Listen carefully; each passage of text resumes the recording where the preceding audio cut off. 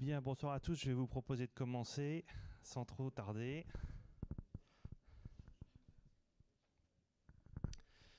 Bien, écoutez, bonsoir à tous. Vous êtes ici dans les locaux de Finance Innovation et en association avec MetaOps, qui est un observatoire du métaverse qui a été co-créé par Finance Innovation au sein de l'écosystème de Paris Europlace. On va vous présenter une initiative, un réseau de business angels, qui a été conçu spécialement pour répondre à différentes requêtes. Alors, nous avons la chance d'avoir dans l'audience, il viendra peut-être tout à l'heure, je vais lui passer la parole rapidement, Benjamin Bréhin, qui est un spécialiste de la question Business Angel. Pour vous expliquer un petit peu d'où on vient, en 2018, un grand groupe bancaire nous a demandé de réfléchir à éveiller les collaborateurs du secteur financier à l'entrepreneuriat. Ça a fait l'objet d'un financement durant 3 années avec Finance Innovation, qui nous a amené à faire comprendre qu'il y avait beaucoup de compétences qui étaient cachées au sein des collaborateurs du secteur financier et qu'il y avait une vraie appétence à se rapprocher de cette activité Business Angel, mais qu'il y avait pour autant beaucoup de freins. Et en 2024, suite à cette initiative, le directeur du pôle Finance Innovation, Maximilien Nayaradou, nous a fait part des difficultés qu'il y avait au sein de l'écosystème des startups et de la French Tech en particulier, de trouver des financements, en particulier pour des tickets qui étaient inférieurs à 1 million d'euros. Et nous a demandé si on pouvait réfléchir en tant qu'acteur de l'accompagnement startup avec des groupes comme Dojo et son Startup Studio, Startup Makers, si on pouvait concevoir une initiative qui répondrait à cette demande de financement et qui permettrait aussi, et c'était l'intuition, de profiter de la formidable attractivité que pouvait avoir l'intelligence artificielle en 2023, le métaverse et la blockchain avant, pendant, et on verra après, on est certain. Et ça nous a amené à concevoir ce projet de l'Arbo. Je vais donner la parole à mon collègue Frédéric Dembach qui va se présenter. Et puis Benjamin Bréhin, si tu veux bien venir également, on va expliquer un petit peu. Benjamin est le spécialiste français de la question Business Angel, puisque, comme il va vous l'expliquer, il a été pendant 16 années à la tête de la Fédération française Business Angel et il est advisor sur le projet. Et je vais passer également la parole à Frédéric Dembach, qui est un grand expert de l'accompagnement startup et de la question blockchain et IA. Tu commences peut-être par présenter le rôle des business angels, la fédération et l'historique des business angels en France, rapidement peut-être. Donc bonsoir. Ouais, pour le. Donc bonsoir à tous.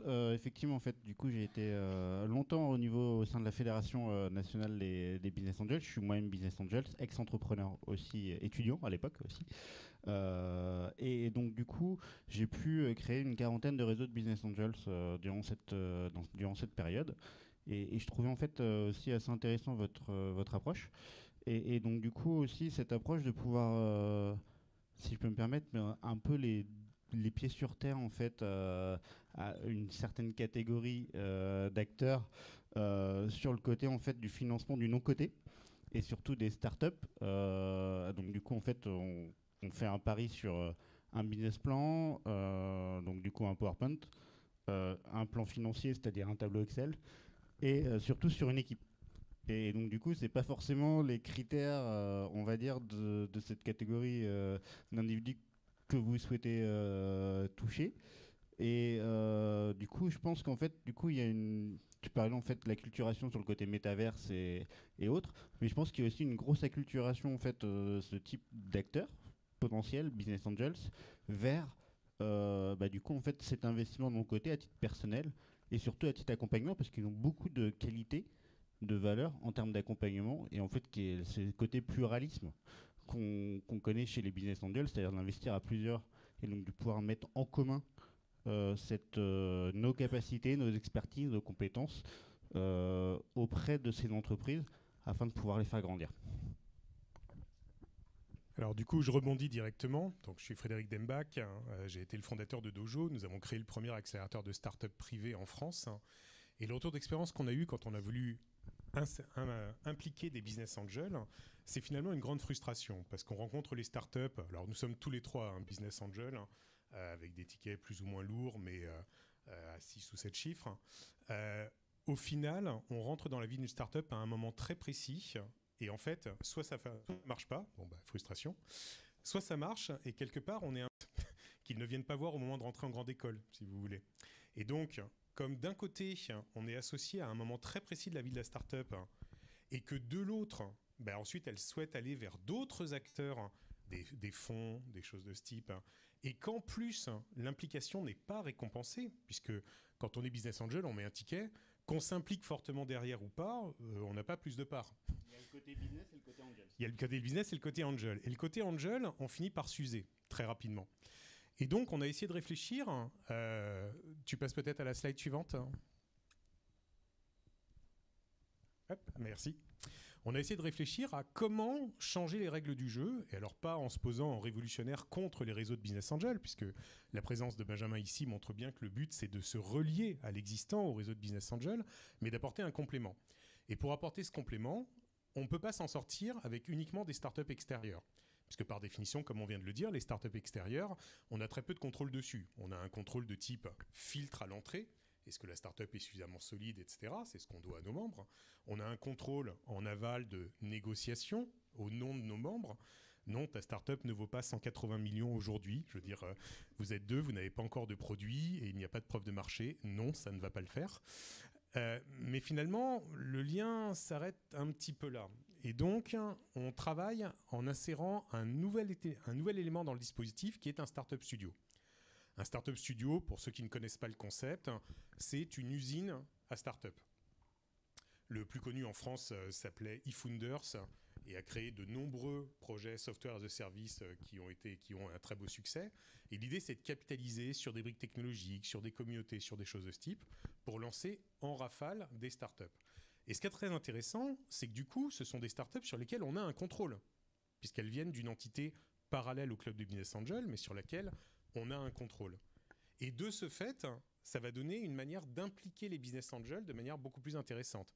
Alors évidemment, le réseau présentera également des startups. Certains d'entre vous sont d'ailleurs porteurs de projets. Quand on traîne dans cet écosystème, on a toujours une triple casquette. Financeur éventuel, porteur de projets éventuels, prestataire éventuel sur un des aspects de la chaîne. On est tous passés par là, c'est normal. Voilà. Mais par contre, cette manière d'avoir un contrôle sur certaines startups va aussi nous offrir un autre levier, qui est le fait de récompenser l'implication des business angels et en cela de répondre à des attentes d'une nouvelle génération de business angels à qui le rôle de tu as beaucoup de sous, tu peux défiscaliser et tu peux t'amuser à jouer un peu le banquier en analysant des business plans. Il y a un moment où ça suffit pas, on a envie d'aller un cran plus loin. Ça génère plus de frustration qu'autre chose. Donc je te repasse peut-être la main pour présenter les missions.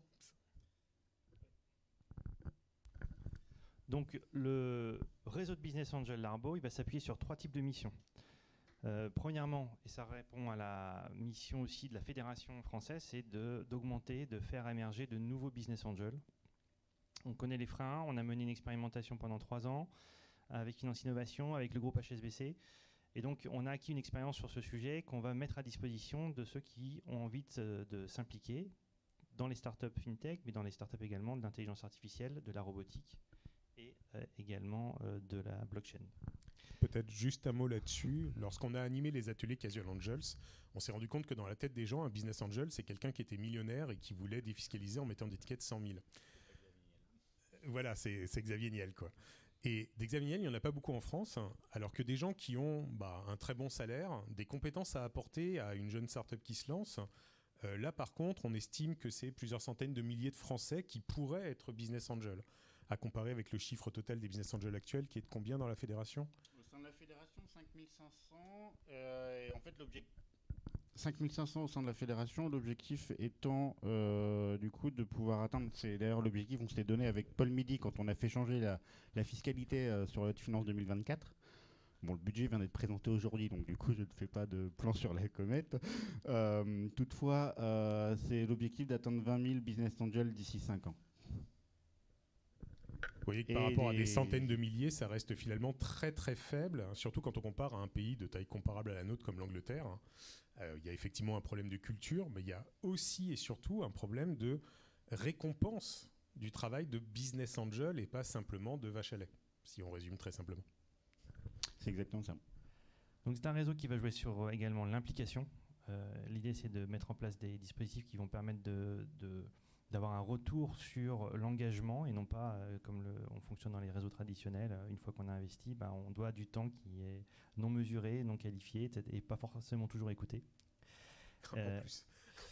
Et point important, c'est que c'est un réseau qui est ouvert à des startups qui sont développées en interne, mais aussi en externe. Et on sait qu'il y a beaucoup de startups qui, dans l'écosystème de finance innovation, recherchent des moyens de financement, en particulier en ce moment. Et l'originalité, c'est qu'on va donner la possibilité d'acquérir des parts d'entreprise, mais également d'avoir des parts qui rapportent des tickets qui rapportent des royalties sur le chiffre d'affaires des activités. Alors ça correspond à un autre problème qu'on a vu avec beaucoup de business angels. La phrase qu'on entend le plus souvent en tant que startup quand on contacte un business angel, c'est « Désolé, mon argent est bloqué ». Reste sur la slide d'avant, juste 2 secondes. Désolé, mon argent est bloqué dans mes startups et j'ai pas de liquidité ». Et ça, c'est un immense problème. Ce qu'on appelle escotché, il y a une étude qui a été faite par France Angels il y a 3 ans bientôt maintenant. Du coup, 70% en fait, des entreprises sont aujourd'hui en portefeuille, donc à peu près 3000, donc 70% des 3000.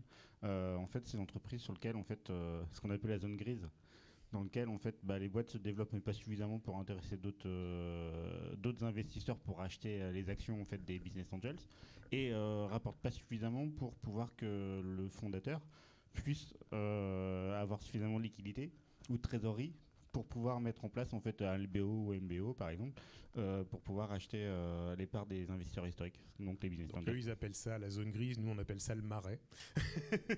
Complètement enlisé. Oui, après c'est aussi, on appelle ça aussi la vallée de la mort pour les business angels, on a aussi la même pour les startups aussi également. Et du coup, l'autre mission, la mission 2 de l'Arbo, ça va être d'expérimenter des nouveaux modes de financement, des nouveaux outils d'investissement. Et parmi ces nouveaux outils d'investissement, il y a le fait de pouvoir choisir, à votre guise, d'investir quand la startup le souhaite ou pour les startups externes, soit sur des parts d'entreprise, avec donc le pari de la revente un jour, etc., soit sur des royalties sur le CA, ce qui veut dire que par définition, il y a des liquidités qui rentrent au fur et à mesure que la startup monte, puisque ce n'est pas sur le profit, c'est sur le chiffre d'affaires. Exactement. Donc les points clés du Larbo Club, ça va être de récompenser l'implication, de travailler en réseau, de s'appuyer sur un investissement qui est simplifié, ça va être vraiment essentiel, et puis de changer de posture parce que on veut avoir des personnes qui sont intéressées pas seulement par la défiscalisation, mais qui veulent aussi s'impliquer et aider les entreprises. Alors on va peut-être rester 2 minutes sur ce point d'implication pour l'illustrer, parce qu'à partir du moment où il y a certaines des startups qui sont internes et qu'on a donc le contrôle dessus et qu'on peut donner des parts ou permettre d'acquérir des parts à tarif réduit par rapport à la levée de fonds prévue, on se retrouve à pouvoir récompenser une implication qui peut être à différents niveaux. L'implication, elle peut être au niveau de la startup elle-même. Les gens qui vont prendre du temps pour mentorer une startup peuvent très bien recevoir des récompenses, pas forcément des parts de cette startup, d'ailleurs des parts d'une autre startup, des points à transformer en réduction ou en part d'une autre startup. Il y a donc quelque chose d'extrêmement motivant à venir s'engager, accompagner une startup, alors qu'elle manque en règle générale, surtout en amont, en amorçage, elle manque toujours, il y a toujours un trou dans la raquette. Tu ne peux pas avoir à la fois les compétences financières, administratives, juridiques, commerciales, marketing, communication, enfin, il y a trop, HR et autres. Mais tu peux aussi t'impliquer au niveau du réseau lui-même, au niveau du club lui-même. Ce qui est également un des problèmes des clubs de business angel, en règle générale. Et donc, le fait de t'impliquer soit pour animer le réseau, soit pour sourcer des nouvelles startups, soit pour lancer des événements, pour recruter des nouveaux membres dans le réseau, peut aussi être récompensé. Faire aussi des instructions, en fait, par rapport à vos compétences, vos expertises, etc. En fait, pouvoir les mettre à disposition pour pouvoir en fait valider le modèle. En plus du Startup Studio, valider le modèle, même dans le Startup Studio, même d'ailleurs, pouvoir bénéficier de faire des formations, d'accompagner les startups en question. Et puis après, surtout, par rapport aux investisseurs externes, donc du club, et même des autres clubs, de pouvoir dire moi je suis expert là-dedans, je connais la problématique, je connais la technique, je connais le sujet. Et bien du coup, en fait, moi je valide parce que du coup, voilà. Et c'est comme ça que ça marche aussi dans les réseaux de business angel traditionnels. Oui, sauf que on arrive avec un petit plus qui est le fait de pouvoir le récompenser et donc d'expérimenter aussi des modèles qui peuvent se répandre ensuite dans d'autres réseaux de business angel. D'où ce travail en réseau de réseau qui est extrêmement important et d'où la présence de Benjamin. Je crois que c'est ça d'ailleurs qui t'a le plus plu dans ce qu'on t'a présenté au début. Non, mais c'est aussi l'objectif en fait, même si je suis plus au sein de la fédération aujourd'hui, je suis toujours en contact et j'ai vu encore tout le monde, j'étais à Big aujourd'hui, donc j'ai revu tous les réseaux de Business Angels, une grande partie des réseaux de Business Angels de France qui faisaient stand sur la place des rendez-vous lors de Big aujourd'hui. Et donc, du coup, effectivement, l'objectif, il faut savoir, c'est au niveau des chiffres, les derniers chiffres 2022, je n'ai pas les chiffres 2024, évidemment, parce que l'année n'est pas terminée. Non, 2023, excusez-moi.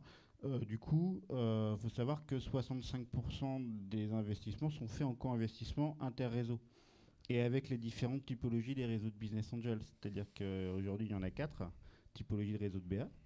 Vous êtes en train de créer la 5e. Merci. Du coup, en fait, juste pour résumer en 30 secondes, première typologie, ce sont les réseaux géographiques, donc territoriaux, qui sont multisectoriels, qui vont investir dans des startups liées dans leur ville, dans leur métropole, dans leur région, en fonction de la taille, ou de leur département et leur région en fonction de la taille du territoire. Donc en fait, les gens viennent de tout univers professionnel varié. Donc du coup, ils sont capables d'appréhender tout type de projet par rapport à leur expertise chacun. C'est le côté mutualisation, c'est le gros avantage des clubs et des réseaux, en fait, finalement, on en parlait tout à l'heure. Et donc ça, c'est la plupart des réseaux. On couvre toutes les régions de France aujourd'hui, même les dom-tom inclus. Et puis après, on a des réseaux en fait affinitaires, nationaux, qui sont des réseaux en fait alumni, par exemple. Donc du coup, des réseaux un peu corporate d'anciens d'écoles, qui sont un peu partout. Toutes écoles confondues, ingénieurs, commerce, grandes universités. Et même Transécole avec badge.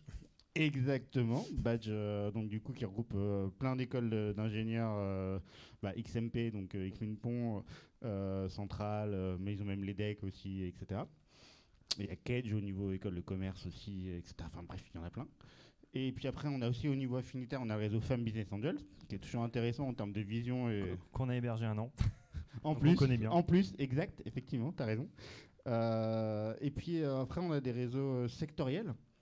Donc vraiment, en fait, une verticale métier comme Angel Santé, pour ne citer que, par exemple. Qu'on a hébergé également. En plus, donc voilà.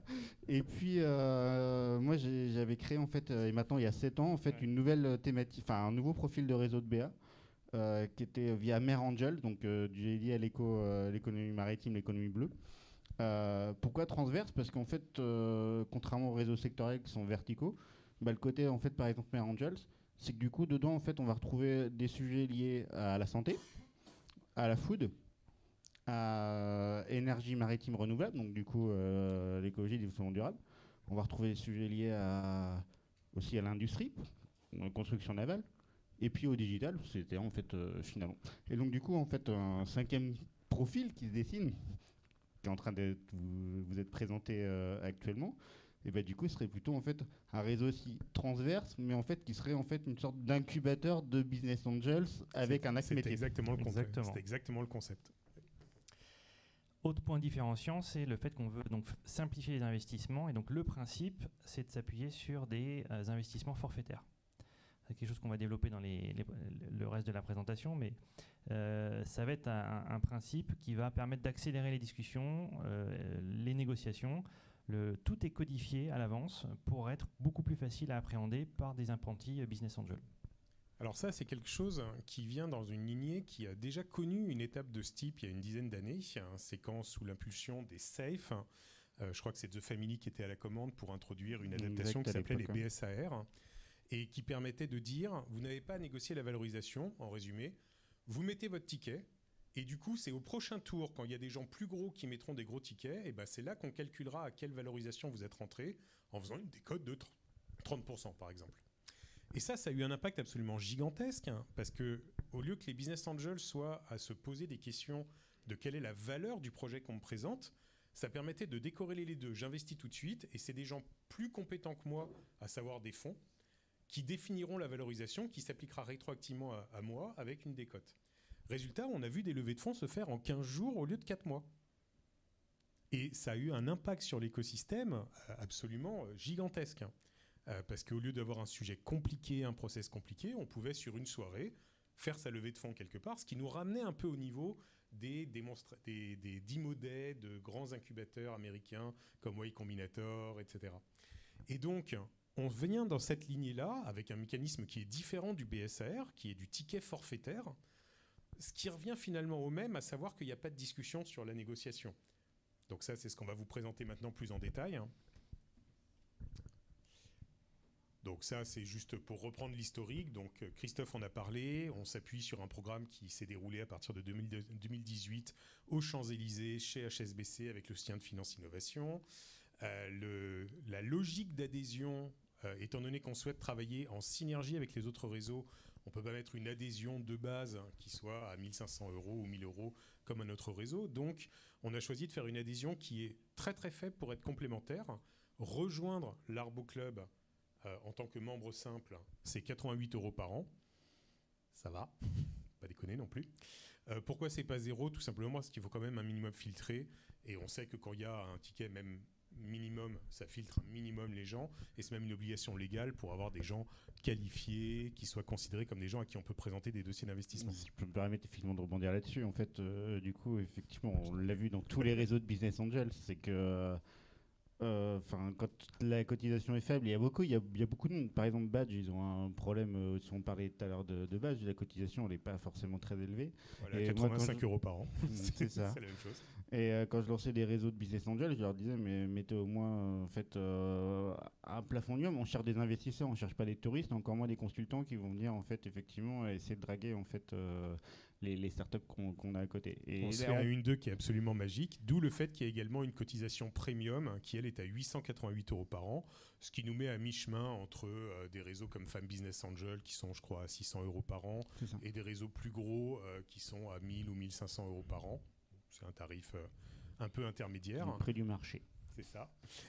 Et qui inclut du coup la gratuité des formations, la gratuité de certains événements, puisqu'évidemment l'adhésion de membres simples, c'est dû à la carte ensuite et non pas du all-inclusive, ce qui est logique. Si je peux faire un mot sur les formations, parmi les partenaires, vous avez MetaOps. Et MetaOps a été conçu dans l'optique de faire monter en compétence les décideurs d'entreprise sur les sujets qui sont les piliers de l'économie métavers, c'est-à-dire la blockchain, l'intelligence artificielle et puis un certain nombre de nouvelles philosophies. La réalité augmentée, la réalité virtuelle, les nouveaux modèles organisationnels, etc. Et donc la méthodologie consiste à développer des guides qui sont conçus pour des décideurs mais parfaits débutants sur ces technologies-là, d'en faire des ouvrages très épais de 500 à 600 pages pour les rendre totalement autonomes sur ces questions. Et on organise ici même des formations de 2 heures à une demi-journée qui sont dédiés à ces décideurs pour leur permettre de mettre le pied à l'étrier et de monter en compétence sur ces sujets pour qu'ils ne restent pas bloqués par la technique et qu'ils pensent plutôt à la mise en œuvre et aux aspects stratégiques que ces technologies peuvent questionner. Et ce savoir-faire, ces formations, ces guides sont la base justement des formations qui seront fournies dans le club Larbo. C'est là-dessus qu'on s'appuie. Elles sont des approches très pragmatiques et qui vont permettre à tout débutant de se mettre sur ces sujets et ensuite petit à petit de les emmener dans des domaines qui sont plus pointus. Si je peux compléter, en fait, du coup, côté formation, du coup, juste avant de partir au sein de la fédération, du coup, j'ai mis en place 9 modules de formation dédiés en fait à la pratique d'investissement dans le non-coté.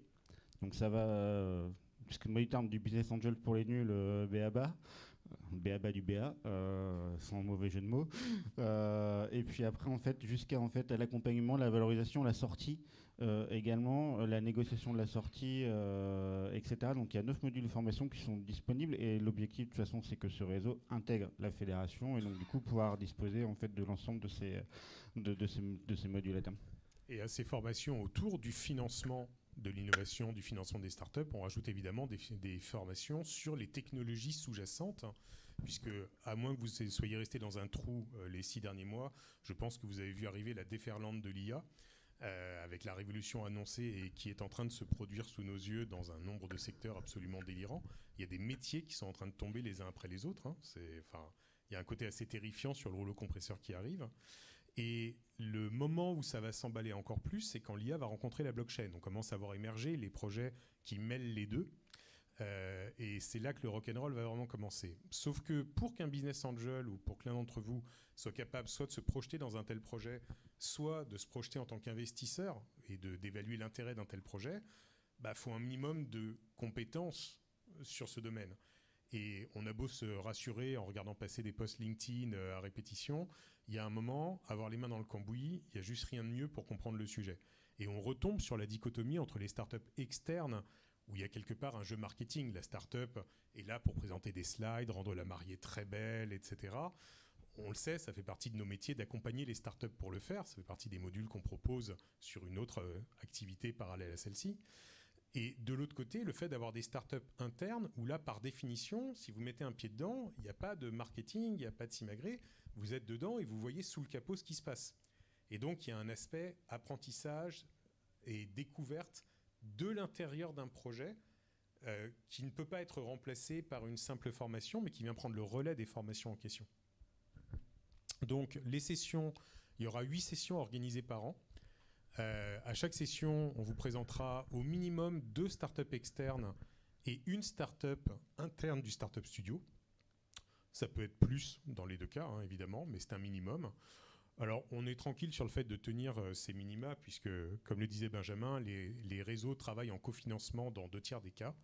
Donc, à partir du moment où on a des gens capables de financer, les réseaux se passent les projets. Et du côté du Startup Studio, on va vous montrer quelques projets pour illustrer qui sont prêts à démarrer. Donc, on a de la marge également. Ça, plus les comités investissement et labellisation du pôle finance qui reçoivent des dossiers et qui peuvent évidemment les renvoyer puisque tout ce dispositif est parrainé et sous la supervision de Finance Innovation. Alors, le Startup Studio lui-même, là je prends peut-être un petit peu plus la main, c'est ma partie. Donc Christophe, vous l'aurez compris, est le président du club de Business Angel. Benjamin est son conseiller spécial maîtrisant les arcanes des réseaux de Business Angel. Et moi, je suis le besogneux en t-shirt et pas en costume, qui s'occupe de fabriquer les startups du Startup Studio et d'accompagner les startups extérieures quand elles ont besoin d'un accompagnement. Donc l'Arbo, le point de focus, c'est l'intelligence artificielle, tout ce qui est la blockchain et le débouché physique de l'intelligence artificielle qui est la robotique. On ne parle pas des machines-outils qui sont là depuis des décennies, on parle bien de la robotique au sens d'Asimov, au sens des robots semi-conscients, il y a tout un débat philosophique, etc., mais qui sont déjà en train d'arriver. Hein. Vous pouvez commander là aujourd'hui un robot pour moins de 20 000 $ qui vous sera livré le mois prochain et qui pourra faire le ménage chez vous. Enfin, la science-fiction arrive maintenant. Il y a un côté qui est affolant et du coup, ça ouvre des opportunités. Là encore, que ce soit en tant que prestataire, en tant que porteur de projet ou en tant qu'investisseur, / mentor, ça ouvre des opportunités qu'il faut savoir évaluer et comprendre, d'où le mot Larbo. C'est un startup studio, du coup, qui, en parallèle de l'activité de startup studio qui consiste à lancer des projets de startup et tout faire pour qu'elles deviennent des très belles startups et qu'elles ramènent beaucoup d'argent ou soient revendues ou rentrent en bourse, enfin bref, le schéma classique, il y a une double casquette qui est que ces projets doivent servir pour la plupart d'entre eux de projets de démonstration et de support à cette formation et à cette compréhension. Comme l'a dit déjà Christophe, les projets vous sont ensuite proposés, ainsi qu'aux autres réseaux de Business Angel Amis, pour soit prendre des parts, soit prendre des droits à royalties. Et vous allez voir dans les projets qu'on va vous présenter que ces projets sont conçus pour eux-mêmes être un très bon palier pour faire rentrer ce qu'on appelle le mainstream, la population grand public ou professionnelle, mais massive, dans ces univers, ce qui est compliqué aujourd'hui aussi. Alors ça, le Startup Studio, il a été lancé en alpha en juin 2021. Il y a eu une première rafale de projets d'expérimentation, puisque pour nous aussi, on découvrait, mettre les mains dans le cambouis de la blockchain, c'est pas trivial. Donc là, on était plus blockchain que IA sur cette partie-là. On a, avec des business angels français et nous-mêmes, mis 1,1 million € sur la table. Et les projets de démonstration ont quand même, au cours de leur démonstration et de leur expérimentation, généré plus de 400 000 € de CA, ce qui est un résultat tout à fait honorable pour une découverte de domaine. Les points clés de l'Arbo. L'Arbo est opéré par Startup Makers Ltd, c'est une société basée en Angleterre. Pas du tout pour des motifs d'évasion fiscale ou d'optimisation, mais simplement pour une question de stabilité du droit. En Europe et en France, ça a tendance à changer un peu trop vite et à mettre en l'air tous les projets qu'on peut faire. En Angleterre, c'est un petit peu plus stable. Et puis il y a une philosophie anglo-saxonne de d'abord on crée des géants, ensuite on les réglementera et on les taxera, ce qui est quand même un peu à contre-courant de ce qu'on fait en Europe et en particulier en France. Donc, il y a 24 membres permanents, il y a 14 spécialistes on demand. Ces spécialistes, du coup, peuvent aussi intervenir sur les projets des startups qu'on accompagne, évidemment. On couvre tout le Web3, parce que dans les projets sur lesquels on a travaillé ou qu'on va vous présenter, ça va de la néobanque aux jeux Play to Earn, c'est-à-dire les jeux par lesquels on peut gagner des récompenses et de l'argent.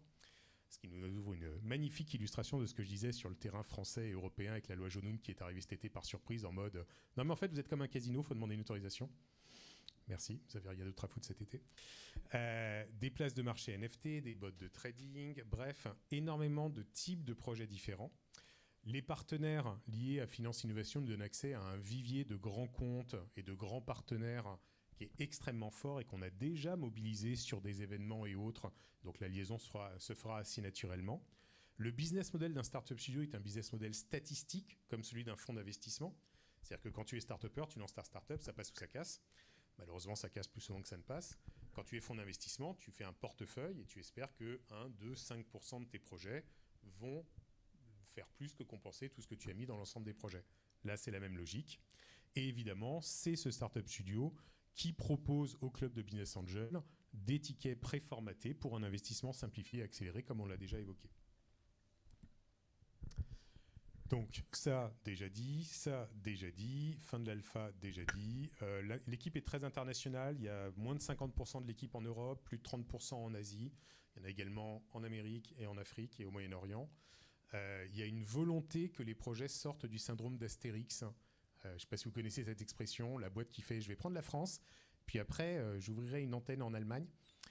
Ça, c'est très bien quand tu crées une chaîne de magasins, etc. Mais sur des projets qui sont virtuels, qui pourraient dès le début être multilingues, en fait, c'est un crime, qui est malheureusement encore trop fréquent. Donc le fait d'avoir une équipe très internationale ouvre des relais et des présences locales. Aujourd'hui, on a plus de 50 pays dans lesquels on a des intervenants ponctuels ou qui font partie de l'équipe 24+14 que j'ai décrite. Et on teste entre 5 et 10 personnes chaque mois nouvelles, des développeurs, des graphistes, des marketeurs, des communicants, dans différents pays pour les faire rejoindre l'équipe centrale. Si je peux me permettre, sur le côté international, surtout européen, en fait, du coup, a été créé en janvier 2013 Business Angels Europe, qui est en fait la confédération française européenne, pardon, des fédérations de business angels sur l'ensemble d'Europe, et les Anglais sont encore dedans malgré le Brexit. Et donc du coup l'objectif, en fait, on parlait de l'adhésion à Front Angels, mais aussi de pouvoir en fait collaborer avec cette confédération, notamment via leur BAE Club, donc Business Angels Europe Club, donc pouvoir faire les liens, de ce que tu disais, pouvoir faire les liens avec les autres fédérations et donc autres clubs de Business Angels partout en Europe, si justement en fait un projet souhaite s'implanter en Angleterre, en Allemagne, pour reprendre ton exemple également. Donc du coup, il y a tout un tissu international pour rebondir sur ce que tu disais. Bon, l'équipe, vous la connaissez. Donc au centre, le grand Christophe Conny, président du club de Business Angel, mais également président de MetaOps, avec un lourd passé déjà de mentor et d'investisseur dans l'univers startup. Tu commences à avoir bien de la bouteille là-dessus. Au fond, vous avez Sébastien Sauge, qui est le Head of Science de tout ce dispositif. C'est un chercheur dans 3 domaines, puisqu'il a une première vie dans la physique des particules, en mode Big Bang Theory. Et une deuxième vie, il a tout d'un coup découvert une conscience dans l'univers du développement durable, et en particulier de la permaculture, de la reforestation, de faire revivre des sols dans lesquels il n'y a plus aucune vie. On a eu des conférences justement aux Champs-Élysées, HSBC, absolument sublimes, où Sébastien nous présentait toute cette partie-là. Et puis dans son troisième aspect de chercheur, c'est la recherche au sein de Dojo, dont il a repris la direction, puisque moi je me concentre maintenant sur la partie anglaise, et a développé ce qu'on appelle la Startup Science, puisqu'aujourd'hui on commence à avoir tellement d'ancienneté dans l'écosystème startup que des modèles ont émergé au fil des années et que s'est développée une réelle Startup Science. Les modèles que nous avons développés sont aujourd'hui enseignés dans une dizaine de grandes écoles et universités en France et jusqu'à Berkeley aux États-Unis. Donc ce triptyque donne un triptyque opérationnel, finance et science, qui est vraiment le cœur de la démarche et qui se répartit du coup sur les 3 entités. Donc Christophe sur la partie associative avec MetaOps et le club de Business Angel, moi-même sur la partie opération avec le Startup Studio, et Sébastien sur la partie accompagnement des projets internes et externes avec la partie Dojo. Juste pour dire 2 mots sur la Startup Science, parce que je trouve ça très important. Il faut comprendre que ça fait plus de 10 ans maintenant qu'il y a beaucoup d'accompagnement. Et on a eu toute une période où les incubateurs et les accélérateurs faisaient des promesses d'accompagnement assez floues contre des prises de participation. Et dans ce cadre-là, on a cherché, c'est vraiment la valeur ajoutée de Dojo, de sortir du flou et d'agréger les savoirs de l'accompagnement startup pour pouvoir présenter une vraie valeur ajoutée qui était codifiée et qui était enseignable. Et c'est là-dessus qu'on s'appuie. Les partenaires, donc évidemment Finance Innovation, qui a pour mission de promouvoir le secteur financier, mais également les fintech au service de l'ensemble de l'économie, sous l'angle d'innovation, qui dispose d'un grand degré de liberté, un tel degré de liberté qu'il a pu mettre un pied dans le métaverse en créant MetaOps au sein de l'écosystème de Paris Europlace. MetaOps qui a pour vocation donc d'accompagner les décideurs et puis de réussir à progresser dans la prise de conscience qu'il faut se mettre en mouvement et renouveler son modèle économique. Et Dojo que Frédéric vous a expliqué tout à l'heure. Je vais passer la parole à Frédéric sur le sujet des tickets. Ah bah voyons, évidemment, le vendeur c'est moi. Donc le concept des tickets, c'est assez simple. On est sur une logique où le but est, comme le disait Christophe, de codifier et de normaliser. Pourquoi ? Parce que quand quelque chose est normalisé, on n'a pas à le réexpliquer à chaque fois. Et les personnes peuvent, d'une part, le comprendre instantanément, d'autre part, l'expliquer à quelqu'un d'autre très rapidement. Donc on a un onboarding qui est très facilité. Donc pour chaque projet, à chaque fois qu'on présente un projet, donc là je parle bien du Startup Studio, je pense que certaines des startups externes vont proposer les mêmes modèles, puis une fois qu'ils sont normés, ce serait dommage de s'en priver. Et si effectivement, comme les BSAR, ça simplifie énormément la levée de fonds, il n'y a pas de raison que les startups ne le suivent pas. Mais en tout cas, nous, tous les projets de Startup Studio vont le suivre. Et donc à chaque fois, il y a 10 tickets qui donnent des parts et 10 tickets qui donnent des royalties. Le total des parts correspondant à ces tickets, c'est 10%. 10%, pour donner un ordre d'idée, statistiquement, dans toutes les levées de fonds de start-up, à chaque tour, tu lâches entre 10 et 20%. Moyenne à 15. C'est un standard vraiment basique. Et comme on le disait, le problème, c'est que ton argent est bloqué. Donc le fait d'introduire aussi des tickets qui sont du même montant, du coup les gens ont le choix, mais qui donnent droit à 1% de royalties sur le CA, c'est pas vraiment des parts, puisque c'est des royalties mais qui donnent pas de parts. Sauf en admettant à un moment une négociation pour transformer le droit à royalties en part et tout, mais qui ne fait pas partie du dispositif au début. Donc les 10% de royalties, on estime que ça vaut à peu près la même chose que 5%, et on retombe bien sur le 10 plus 5, le 15% de moyenne lâché à un tour de levée de fonds. Mais le fait de le présenter comme ça permet de vous présenter les projets avec juste une typologie très simple. Il y a 4 niveaux, bronze, argent, or, platine. Ça définit le montant du ticket. Et c'est tout. Et du coup, on se retrouve à ce que le ticket de bronze, ce soit des projets qui sont en début d'incubation, qui sont encore très en amont, et donc c'est 2 000 € par ticket. 10 tickets, 20 000 €, 10%, 20 000 €, ça fait 200 000 € de valorisation post-monnaie. Par rapport au point de repère de l'Equity Matrix ou des startups en amorçage, c'est vraiment très très bas. Le ticket argent à 5 000 € par ticket, par définition, ça veut dire que 50 000 € pour 10%, c'est une valo à 500K. C'est la valo médiane d'une start-up qui commence à avoir un prototype. Enfin bon, on est vraiment sur des standards extrêmement courants, sauf qu'ils sont normés. Le ticket or, c'est 10 000 € par ticket. Le ticket platine, 20 000 € par ticket. Et du coup, une fois qu'on a la grille sous les yeux, il n'y a plus que 2 questions à se poser, qui est: est-ce que j'ai envie d'aller dans ce projet ? Oui, non. Est-ce que j'ai envie de prendre plutôt des royalties, plutôt des parts, ou un peu des deux ? Donc on retombe bien sur cet objectif de normaliser, de simplifier énormément la chose. Et ce qui est rigolo, parce que vous allez me dire, oui, mais on lance un projet et finalement, il n'y a que 6 tickets qui sont vendus. Et bien justement, les tickets non vendus, c'est ce qui va aller dans la réserve pour récompenser l'implication des business angels sur cette startup, ou à l'échelle du réseau, ou en mentoring d'autres startups, ou en ouvrant le carnet d'adresses pour faire des ventes, etc., etc. Et donc on se retrouve avec un équilibre où certains des projets vont être over-souscrits, tous les tickets vont partir. Certains des projets vont être peu souscrits, voire pas souscrits. C'est pas grave, ce sont des tickets qui vont venir aller dans la cagnotte qui va permettre de récompenser l'implication, de récompenser des participants, des soutiens, l'expansion du réseau et surtout, j'insiste sur ce point, le mentoring des startups. Alors, aujourd'hui, on va vous présenter un éventail de projets du Startup Studio. Alors, je précise bien, nous ne sommes pas sur une première session. L'association, on est en train de finaliser les statuts. Donc, évidemment, comme l'association n'est pas créée, on ne peut pas adhérer à l'association. Donc, on est dans une logique de présentation du concept pour prendre vos retours, vos feedbacks, ce que vous en avez compris, ce que vous avez apprécié ou pas, pour prendre éventuellement vos déclarations d'intérêt, que ce soit côté start-up, accompagnateur, investisseur, etc. Donc le but, c'était de vous présenter des exemples pour illustrer la démarche. Ce sont bien sûr des exemples qui vont faire partie des prochaines sessions. 8 sessions par an, je le rappelle. Et donc, tous ces projets ont un fil directeur qui est comment est-ce qu'on prend un service très classique et qu'on lui rajoute un petit twist de manière à permettre d'onboarder du mainstream dans cet univers crypto, blockchain, intelligence artificielle ou métaverse. Et donc, on vous présente 4 types de projets. Un projet d'automatisation, un projet d'infrastructure, un projet de jeu Web3 Play to Earn et un projet de service en ligne. Ces 4 projets couvrent un éventail qui est assez riche et on a fait en sorte évidemment de vous présenter 4 projets qui ont des maturités ou des potentiels différents pour avoir un cas bronze, un cas argent, un cas or et un cas platine. Logique.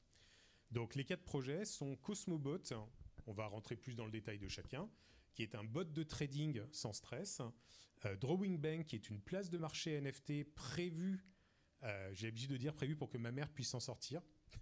Donc on va revenir sur ce point. After Chess, c'est un mélange du jeu d'échecs avec l'univers médiéval fantastique, le Seigneur des Anneaux, World of Warcraft, etc. On va rentrer dans le détail. Et un service en ligne Extracard, qui est une... Alors, on n'a pas le droit de dire que c'est une banque, on n'a pas le droit de dire que c'est une néobanque, donc c'est une carte avec un RIB/IBAN et qui vous permet de gagner des NFT et des cryptos. Alors, je présente dans le... J'enchaîne directement ? Oui, vas-y. Ok. Pour ceux qui n'ont jamais joué avec un bot de trading, c'est hyper stressant. Tu investis sur une crypto, tu espères qu'elle va monter, et en fait, sans t'en rendre compte, tu te prends au jeu, tu te mets à regarder ça toutes les 10 minutes et à devenir complètement obsédé, à te demander si tu dois vendre maintenant, si tu dois attendre. Merde, ça retombe, j'ai eu tort. C'est horrible. J'ai fait l'expérience pour préparer ce projet. J'ai passé une semaine, ma compagne était morte de rire, et même elle s'est prise au jeu de « Non mais permets-moi de mettre un ticket, moi je pense qu'il faut... » Bref, on devient très vite obsessionnel. Et en fait, c'est extrêmement stressant parce que tu sais que si tu n'as pas des stratégies normées, que tu le fais au petit bonheur la chance, tu vas perdre tout, c'est sûr. Et en même temps, suivre une stratégie, utiliser des bots, c'est très technique et c'est très stressant. Et donc, Cosmobot, c'est l'idée de faire, vous savez, c'est un peu cette philosophie pour échapper au high frequency trading. Il y a des propositions de faire des bourses lentes où tu ne puisses pas acheter, revendre rapidement, tu sois obligé de garder tes positions pendant un mois ou des choses de ce type. On est dans cette philosophie et l'idée, c'est de dire, tu vas mettre en place une stratégie prédéfinie très très basique. Pour donner un exemple, c'est voilà, j'ai une somme temps, je m'intéresse à telle crypto. Et ben, au fur et à mesure qu'elle descend, quand elle atteint tel palier, tu mets 20% de ce que j'ai. Quand elle atteint tel palier, un autre 20%. Quand elle atteint tel palier, un autre 20%, et ainsi de suite.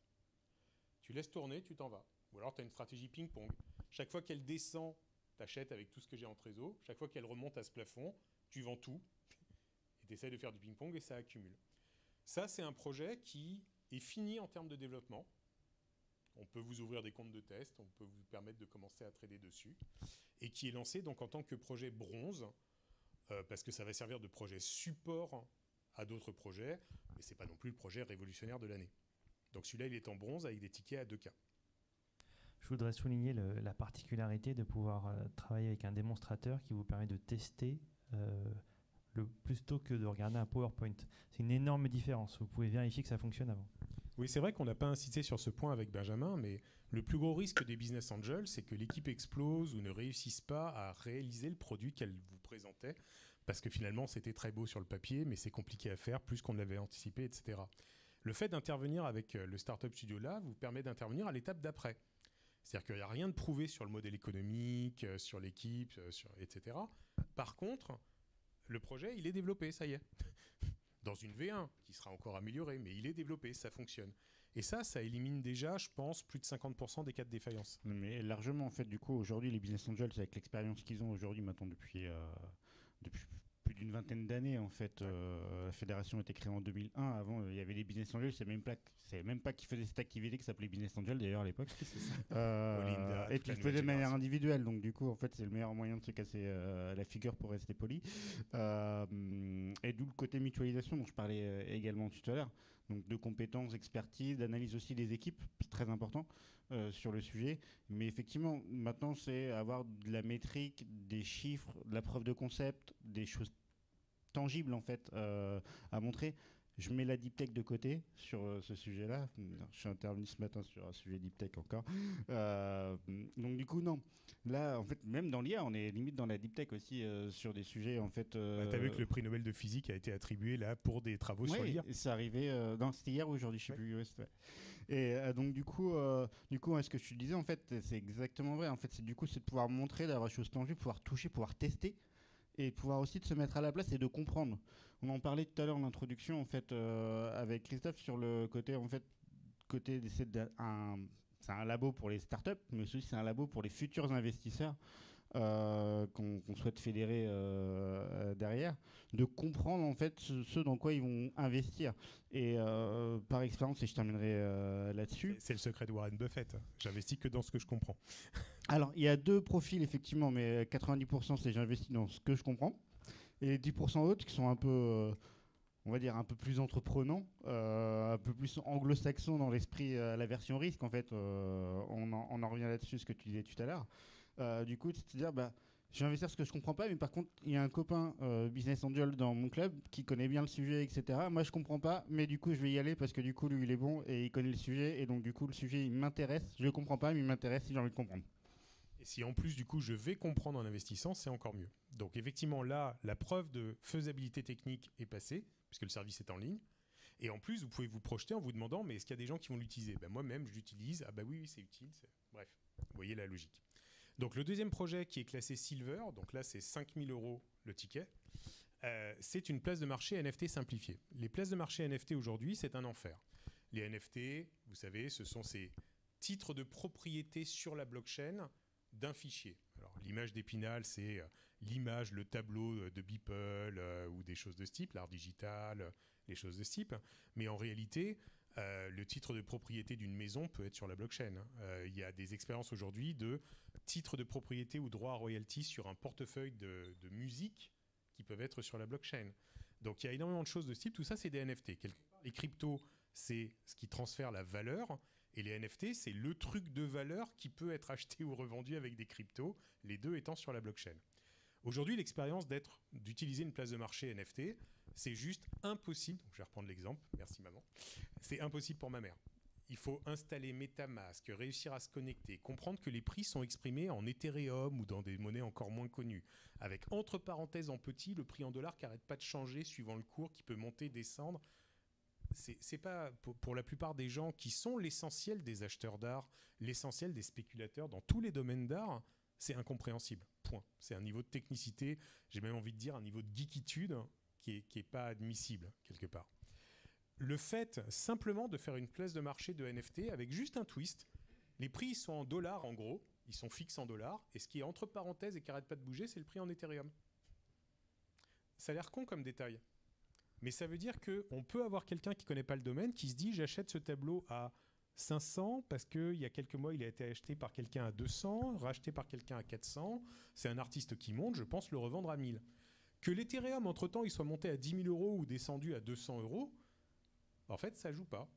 Même si après la transaction se fait sur Ethereum, etc., on peut masquer toute cette partie-là. Et donc, le simple fait de faire une place de marché de NFT, mais où le prix est exprimé en dollars, ancré dans la blockchain en dollars, rend ça beaucoup plus mainstream. J'attire l'attention sur le côté technique qui est passé inaperçu, mais le fait de coder dans la blockchain, le fait que ce soit en dollars, c'est un vrai travail. Oui. Non, c'est pas un travail, c'est un enfer. On n'est pas loin de la deep tech. C'était chiant. Mais du coup, en fait, c'est juste qu'en fait, il y a plein de termes que tu as utilisés. Je pense qu'il y a plein de gens qui connaissent le sujet, mais on en parlait tout à l'heure, le côté acculturation, etc., et formation, c'est super important. Et donc, le projet que tu es en train de présenter, si je peux me permettre, du coup, va permettre en fait à des gens pour accéder à cette technologie, à ce moyen de paiement en fait de cette monnaie en fait, on va dire virtuelle, de manière intelligible en fait. Et ne pas passer à côté de la vague en fait. Hein. C'est tout simplement, les gens ils veulent pouvoir répondre à une intention spontanée. On s'en rapproche. C'est ça. Et puis surtout d'élargir en fait la masse de population touchée. Ouais. Alors, c'est un projet Silver parce que la fonctionnalité est là, elle est intelligente pour onboarder du grand public. La preuve de rentabilité n'est pas faite, donc il est classé Silver. Le projet suivant est un projet de jeu Play to Earn, donc jeu Web3. Ce qu'on appelle un jeu Play to Earn, c'est un jeu où des gens peuvent gagner de l'argent en y jouant régulièrement. Donc, on a analysé, on est parti sur le jeu d'échecs pour une raison toute simple. Le jeu d'échecs, je pense que tout le monde connaît, c'est plus d'1 milliard de pratiquants sur la planète, et il y a en fait genre 15 personnes qui en vivent. C'est un domaine où, par rapport à la quantité de la technicité, le nombre de milliers d'heures qu'il faut pour devenir un expert dans ce domaine et tout, la rémunération n'y est absolument pas. Il y a quelques stars qui sont évidemment connues, Et à part ça, c'est un domaine de loisirs pur et dur. Donc là déjà, on sent qu'il y a quelque chose à faire. Parce que typiquement, il ne faut pas grand-chose pour faire venir des stars, il ne faut pas grand-chose pour inciter des gens à venir. Par contre, c'est un jeu qui a un énorme problème. Vous savez qu'il y a un truc qui s'appelle le classement Elo. On classe les grands joueurs, les Kasparov, les Magnus Carlsen, mais aussi les logiciels, qui maintenant battent les humains. Et en fait, le jeu d'échecs n'a aucun intérêt si vous êtes face à un adversaire qui est énormément plus fort que vous. Mais aucun intérêt, je veux dire. C'est comme de jouer au tennis contre Nadal. Même s'il vient d'annoncer sa retraite professionnelle, je pense que même encore dans 3 ans, dans 4 ans, il n'y en a pas un seul d'entre nous qui met un point. C'est pas le problème. Mais c'est un peu la même chose. Quand on joue entre amis, on peut être un plus fort, un moins fort, mais il y a quand même un peu d'ambiguïté. Il y a des jeux qui ont su régler ce problème en partie. Le jeu de Go, par exemple, le jeu asiatique avec les pierres blanches et les pierres noires. Si je suis plus fort que toi, tu vas partir avec plus de pierres sur le Goban que moi. Et c'est démontré mathématiquement et par des milliers d'années d'expérience que ça rééquilibre les forces. Ça n'existe pas trop aux échecs, tu vois. Je ne peux pas arriver en disant oui, j'ai plus que ça, j'ai 500 points, l'autre plus que toi, du coup, je vais avoir une tour de moins et un pion exactement. Ça marche juste pas. Et donc, du coup, si on veut en faire quelque chose de rémunérateur, il ne faut pas que ce soit toujours les mêmes 15 ou les mêmes 50, enfin bref, qu'il y ait un aspect totalement déterministe sur qui va gagner. Et donc, c'est là qu'on a introduit un twist, inspiré par un jeu dans la philosophie qui s'appelait Tempête sur l'échiquier, qui est sorti il y a quelques années, où il y avait des cartes pour dire mon cavalier se transforme en dromadaire, c'est plus 2 cases et 1 case, c'est 3 cases et 2 cases. Carte surprise, j'échange un fou et une tour. Bon, c'était un jeu qui avait l'inconvénient qu'on ne voyait pas les cartes de l'autre et que ça tombait dessus un peu par surprise, c'était très rigolo, mais c'était pas compétitif. Et donc là, on a introduit l'idée de rajouter des pouvoirs aux pièces, mais qui sont transparents.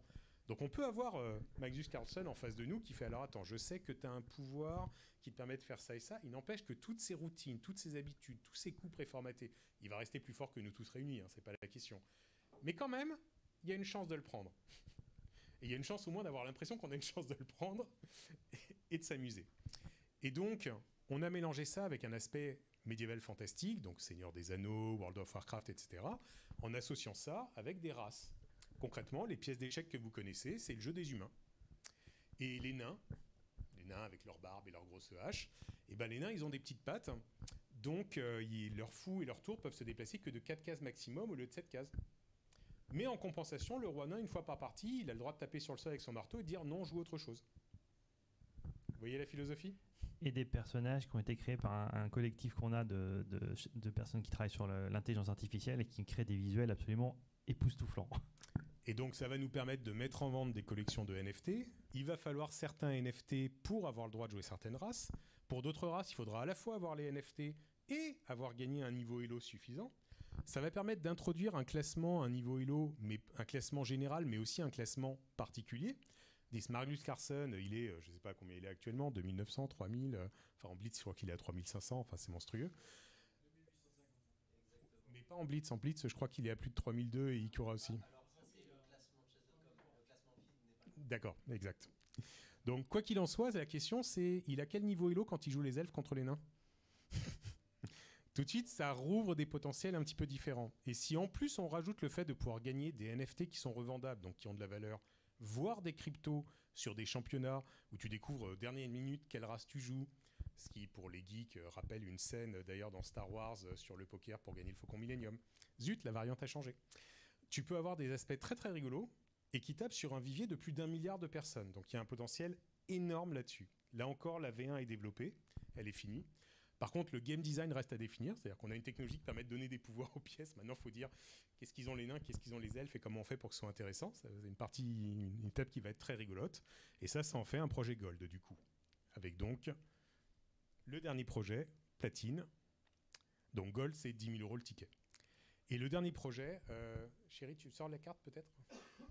C'est rigolo de la voir physiquement. Donc, Extracard. Extracard, quand on s'est posé la question de savoir quels étaient les services en ligne dont tout le monde avait besoin et qui étaient donc les premiers à créer pour onboarder, pour faire rentrer dans cet univers un maximum de gens, bah finalement, il n'y a pas tant que ça de services dont on a tout le temps besoin. On prend un Mythique ou équivalent, bah, tu en as besoin quand tu es célibataire et que tu as envie, bah, tu peux la montrer. Tu en as besoin juste quand tu es célibataire et que tu cherches quelqu'un.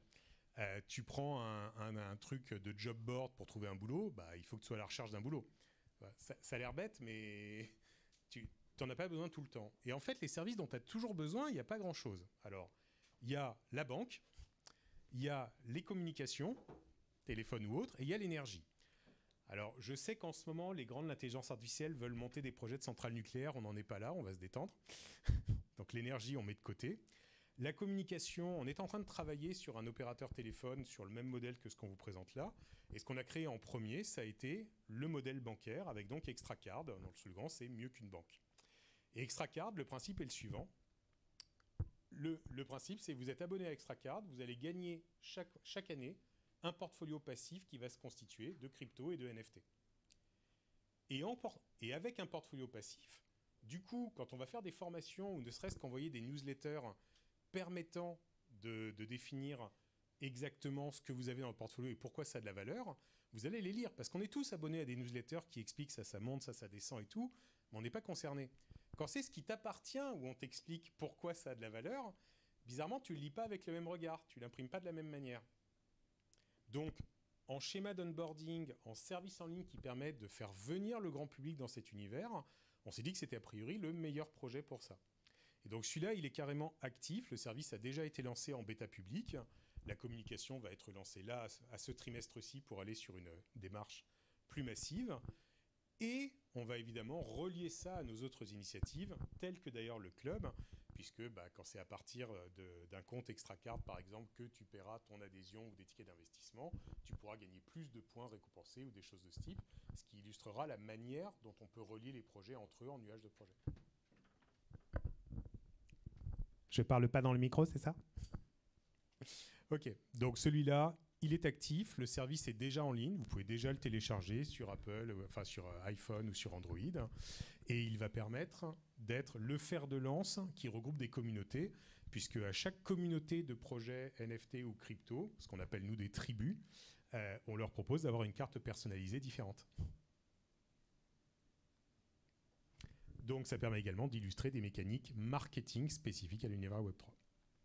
Donc là, avec ces 4 projets, les bots en projet bronze, la place de marché en projet silver, le jeu basé sur les échecs en projet gold et le service en ligne de type néobanque lancé en projet platinum, vous avez un éventail à la fois qui couvre des types de projets et des types de tickets d'investissement. Ce qui est donc le support à la discussion qui va pouvoir suivre. Voilà, donc on espère que ça vous a intéressé. On est là à votre disposition pour répondre à vos questions. C'est une initiative qui est nouvelle à bien des égards. Vous voyez qu'on veut impliquer, on veut faciliter l'investissement, on veut normaliser les choses. On est en coopération avec les autres réseaux. C'est un sujet qui est très important. Et on a des projets de maturité différentes et des projets que vous pouvez techniquement tester de façon à ce que vous soyez plus loin que le fameux repère des Business Angels où on nous présente une promesse sur un PowerPoint et puis on se dit oh, j'y vais pas, allez j'y vais. Et un modèle aussi qui fonctionne sur les royalties. Soit vous prenez des participations, soit vous prenez des tickets qui vous donnent des royalties. Et ça permet de casser l'image d'Épinal de l'argent bloqué pendant 5 ans. Vous recevez en contrepartie des rémunérations. Et qui plus est qu'aujourd'hui, le budget du nouveau gouvernement a été présenté à l'Assemblée nationale. Du coup, ce qui a été mis en place, et ça je peux vous en parler parce que j'ai bataillé pendant 2 ans et demi avec mon ami Paul Midi, sénateur de l'Essonne Plateau-Saclay, pour mettre justement ces nouvelles mesures fiscales qu'on a depuis le 1er janvier 2024 en place, qui sont sans commune mesure à ce qu'on a pu connaître ces 30-40 dernières années. Du coup, il y a de grandes chances que ce soit remis en question en fait, dans les prochains mois. Donc du coup, le modèle en fait, d'intervention et de schéma d'investissement devient d'autant plus intéressant, en fait, j'ai envie de dire. Voilà, merci de votre attention et on va passer dans un mode plus atelier. Vous allez pouvoir nous faire vos retours, poser vos questions, etc. L'événement est censé durer encore 20-25 minutes, quelque chose comme ça. Donc ça laisse le temps d'avoir vos retours et de pouvoir en discuter ensemble. Merci de votre attention.